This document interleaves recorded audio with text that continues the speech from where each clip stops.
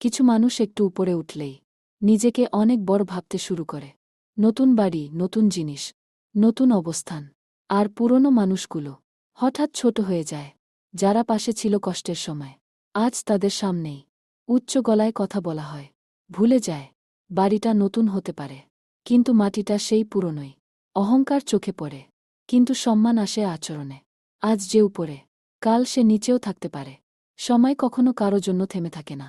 তাই বড় হও, কিন্তু নরম থেকো।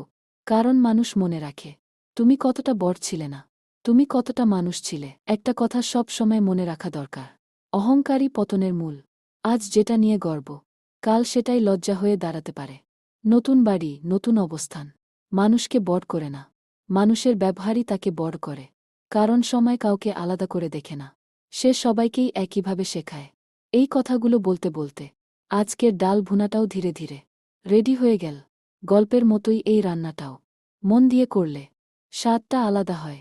যদি এই গল্পটা আর এই সাধারণ রান্নাটা ভালো লেগে থাকে, তাহলে একটা লাইক দিয়ে সাপোর্ট করো, শেয়ার করে পৌঁছে দাও আরও মানুষের কাছে। আর এমন বাস্তব গল্প আর সাধারণ রান্নার ভিডিও পেতে চ্যানেলটা সাবস্ক্রাইব করতে ভুলো না।